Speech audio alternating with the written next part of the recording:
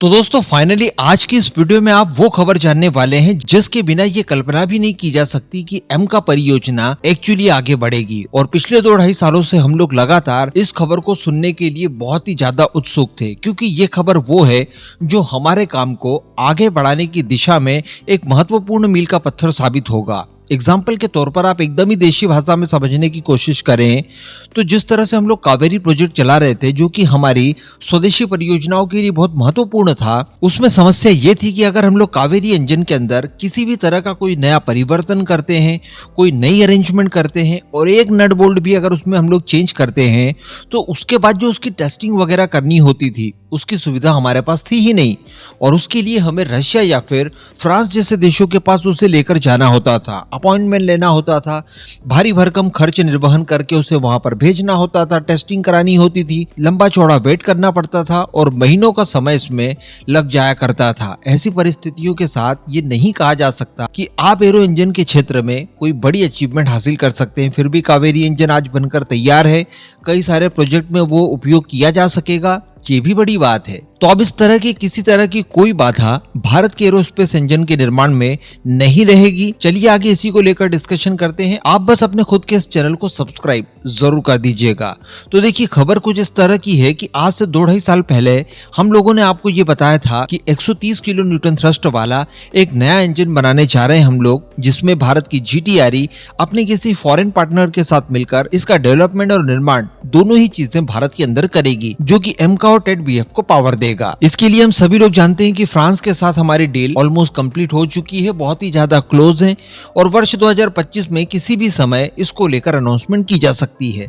लेकिन इससे पहले हमें कई महत्वपूर्ण चीजों की आवश्यकता थी, जिससे हम लोग इकोसिस्टम कहते हैं, और इस इकोसिस्टम में सबसे ज्यादा अनिवार्य थी इसकी फैसिलिटीज। एक्चुअली हमारे पास इंजन को लेकर ग्राउंड टेस्टिंग और साथ ही एयरबोर्न टेस्टिंग की संपूर्ण फैसिलिटी चाहिए। इसके बिना आप इंजन निर्माण कर ही नहीं सकते। अब आज से 2-2.5 साल पहले जब खबरें निकल कर आई थी तो कुछ इस तरह की चीजें हमने आपको बताई थी कि देखिए, ये काम काफी ज्यादा तेजी से चल रहा है और इसको लेकर जमीनों का चयन भी कर लिया गया है। यानी ये ग्राउंड फैसिलिटीज कहां पर तैयार की जाएंगी, किस तरह का इनका रोल मॉडल होगा, इन सारी चीजों का निर्धारण कर लिया गया है।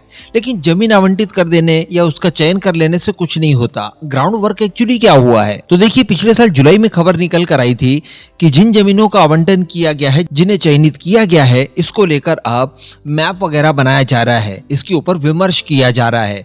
फिर सितंबर में इस तरह की खबर निकल कर आती है कि इनके ऊपर अब काम शुरू कर दिया गया है। तो ये खबर भी उस समय तक सबसे बड़ी खबर मानी जा सकती थी, लेकिन अब सीधे खबर निकल कर आ रही है कि इन ग्राउंड फैसिलिटीज के ऊपर जो काम हो रहा था वो ऑलमोस्ट पूरा होने की कगार पर आ चुका है। आप इस समय अपनी स्क्रीन पर सैटेलाइट की वो इमेज देख सकते हैं जहां पर आपको GTRE की इंजन टेस्ट बेड फैसिलिटी दिखाई दे रही है। और मैं आपको बता दूं कि ये फैसिलिटी बेंगलोर के राजन कोटेल क्षेत्र में एमका के 130 किलो थ्रस्ट वाले नए इंजन और कावेरी इंजन के बाकी के अपग्रेडेशन वगैरह के लिए तैयार की गई है।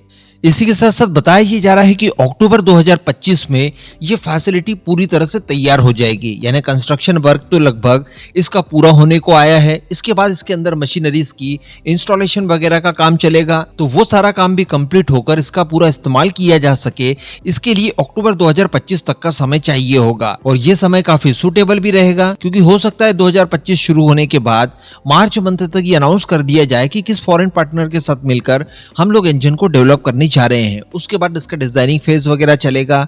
फिर जब काम शुरू होगा उसके बाद इस फैसिलिटी की आवश्यकता पड़ेगी, तो अक्टूबर 2025 का समय काफी ज्यादा सूटेबल होगा। तो इसमें कोई दो मत वाली बात नहीं है कि आजादी को 76 ईयर्स हो चुके हैं, अभी तक हमारे पास इस तरह की फैसिलिटीज वगैरह नहीं थी प्रॉपर। इस वजह से आज वो सारी कमियां देखने के लिए हमें मिलती है जिन्हें हम लोग बार बार चाइना के साथ कंपेयर करते रहते हैं।